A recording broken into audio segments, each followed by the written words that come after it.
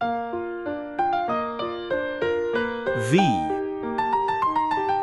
by Nikolai Gogol. Horror novella. Part 13.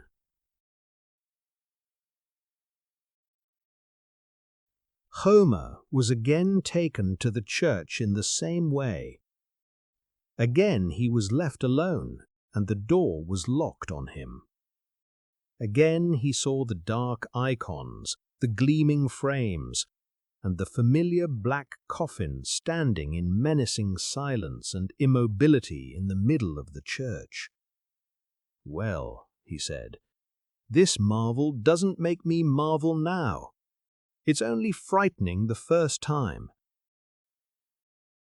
Yes, it's only a little frightening the first time, and then it's not frightening anymore, not frightening at all." He hastened to the choir, drew a circle around himself, spoke several incantations, and began reading loudly, resolved not to raise his eyes from the book or pay attention to anything. He had been reading for about an hour already, and had begun to weary and to cough a little. He took a snuff bottle from his pocket and, before taking a pinch, timorously turned his gaze to the coffin. His heart went cold. The corpse was already standing before him, right on the line, fixing her dead green eyes on him. The student shuddered and felt a chill run through all his veins. Dropping his eyes to the book, he began reading his prayers and exorcisms louder, and heard the corpse clack her teeth again and wave her arm, wishing to seize him. But, looking out of the corner of one eye, he saw that the corpse was trying to catch him in the wrong place, and evidently could not see him. She was growling hollowly, and began to utter dreadful words with her dead lips. They spluttered hoarsely, like the gurgling of boiling pitch. He could not have said what they meant, but something dreadful was contained in them. The philosopher fearfully realized that she was reciting incantations. Wind swept through the church at these words, and there was a noise as of a multitude of fluttering wings.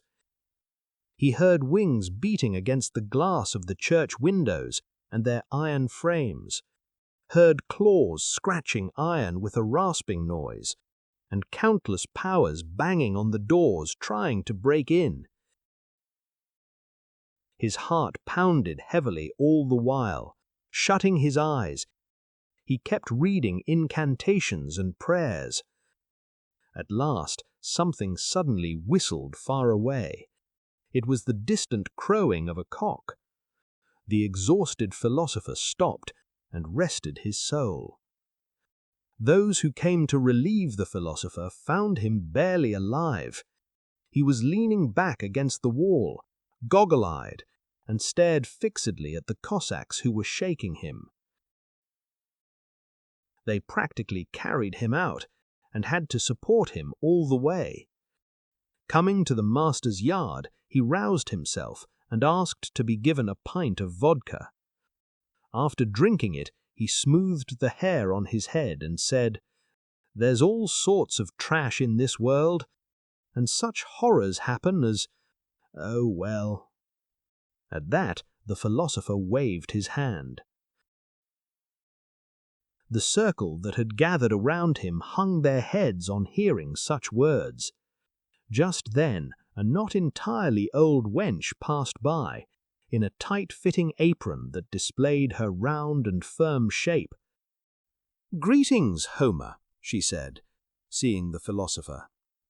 "Ay, ay, ay, what's happened to you?" she cried out, clasping her hands. "Oh, my God, you've gone all grey." Oh, and it's the truth she's telling," said Spirid, studying him intently. "You've really gone all grey."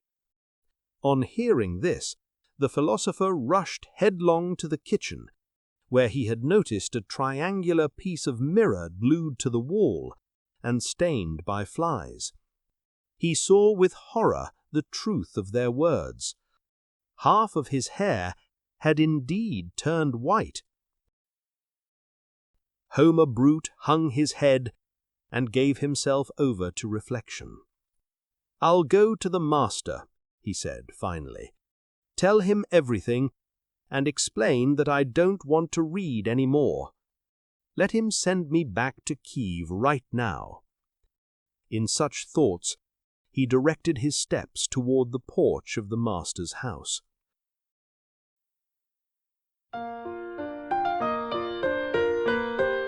The story continues in part 14.